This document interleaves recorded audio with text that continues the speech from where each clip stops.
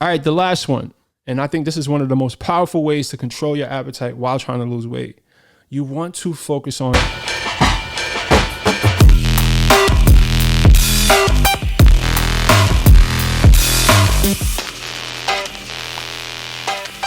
guys, welcome back to the channel.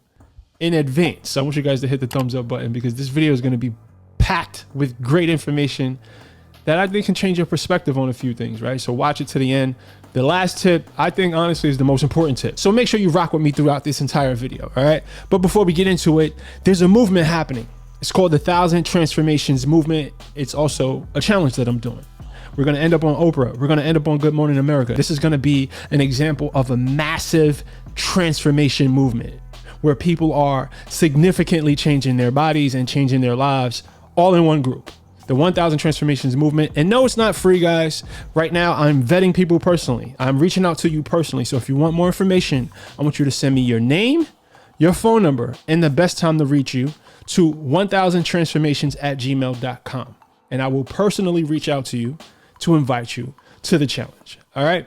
I'm giving away $10,000 in prize money, and I give you all the support you need in order to hit a home run with your personal transformation. All right. So hit me up if you're interested. All right. 6 ways to reduce hunger while losing weight. Now, listen, you should never be hungry while you're trying to lose weight. If you're hungry, that is honestly one of the worst things you can be while you're trying to lose weight. I used to think you had to be hungry in order to lose weight. I used to think you're losing weight when you're hungry. No, that's bullshit. All right, so the first way to reduce your hunger while losing weight is to increase your protein intake. Now, this may sound obvious to some people. This may not be new information to most of us, but understand this. Not all foods satisfy your hunger equally. Now, I'm not ever gonna villainize carbs, but I notice when my carb intake is high, I'm pretty much hungry all day long. But if I eat a high protein, high fat, high fiber meal, I'm satiated longer. So you want to include things like lean meats, eggs, beans, Greek yogurt, soy products, right? So you want to make sure that the majority of your meal, right? The superstar of your dish is a high protein item.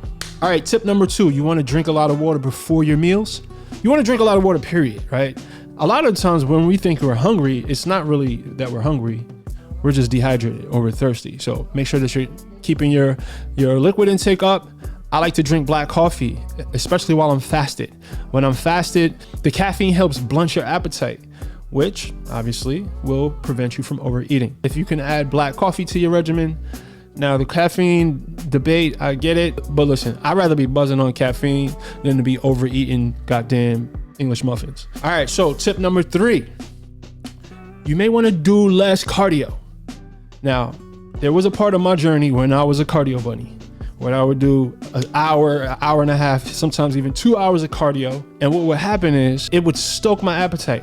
I would leave the gym and I would be ravenous. Now, there is also a trade-off, right? Sometimes we use cardio to create more of a calorie deficit. But if you don't pay attention, you can easily offset the calorie deficit that you created with the cardio because the cardio made you hungrier and now you're eating more calories, right? Which kind of negates it. So pay attention to how much cardio you're doing because sometimes when you cut back on the cardio, it can help suppress your appetite. All right, so be mindful. Just pay attention to that. All right, this give and take with this cardio thing. All right, tip number 4, meal timing. Pay attention to when your body wants to eat. A lot of us we've been taught, you wake up in the morning, you eat breakfast. At 12 noon, you eat lunch. At 6 o'clock, you eat dinner. It doesn't necessarily have to be that way. Sometimes our bodies crave foods at certain times. Start paying attention. So let's say I wake up at 7 o'clock and I eat breakfast at 8 because that's what my mom told me to do all my life. But I'm not really hungry, but I ate anyway. But my body naturally starts to get hungry around 10:30. So now I already ate breakfast and now it's 10:30 and now my body is craving more food. That pretty much creates the situation where I could potentially be having a double breakfast, right? Whereas if I would have just listened to my body, not ate at 8 o'clock and ate at 10:30, boom, I just saved myself whatever amount of calories, right? 300 or 400 calories, 600 calories, depending on what you would have eaten, right? So just learn to pay attention to your body's natural hunger cues. Your body will tell you when it wants to eat and only feed it during those times. That will help suppress your appetite. That will help you contain your calorie intake for the day. Tip number 5, you want to reduce stress.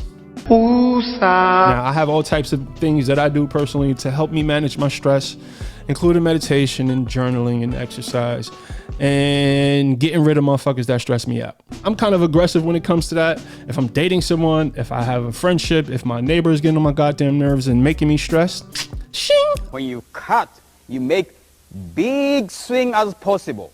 I cut them off. Not saying that that's the solution, but my peace and my stress levels, I understand that stress literally kills you. I ain't got no time for it. All right. So whatever you can do, right? If it's financial stress, and this listen, people don't connect this stuff, right? Let's say you're financially stressed and you're trying to lose weight. If you can maybe get rid of some expenses, free up some of this mental RAM and to reduce some of that stress, you probably would never connect lowering your expenses to being able to lose weight. But if you think about how stress connects to your body's ability to lose weight, we may be onto something here. All right. So do whatever you can to reduce stress, whether that's financial stress, whether that's relationship stress, whether that's whatever stress it may be. Do what you can to reduce it, and that will help you keep your appetite under control. Because when I'm stressed out, give me all the sugar, give me all the goddamn carbs. Chocolate chip cookie mean whole lot to me. All right, the last one, and I think this is one of the most powerful ways to control your appetite while trying to lose weight. You want to focus on eating high volume, low calorie foods. Now, when you're trying to eat less calories, that doesn't mean you have to eat less food. You may have to change the type of food you're eating, because some foods you get more volume, right? Meaning you get a lot of broccoli, right? Broccoli is just one example, right? You get a lot of broccoli or you get a lot of popcorn in volume, in size, in the amount that you get for a little bit of calories. Whereas when we're talking about more calorie dense food, like maybe fried chicken, right? Let's say you eat one piece of fried chicken, that may be 600 calories. But if you ate 600 calories of egg whites, that can be a goddamn giant bowl of egg whites, right? So you want to focus on the foods that you can eat more of. That way you are satiated and you're not hungry. And so just make a list. I want you to do it right now. Google low calorie, high volume foods and base a lot of what you eat around these type of foods. All right, guys, again, hit the thumbs up button. Shout out to the Brix Squad. I love you guys. And remember, the body that you want is owned by a higher version of yourself. So evolve. Peace.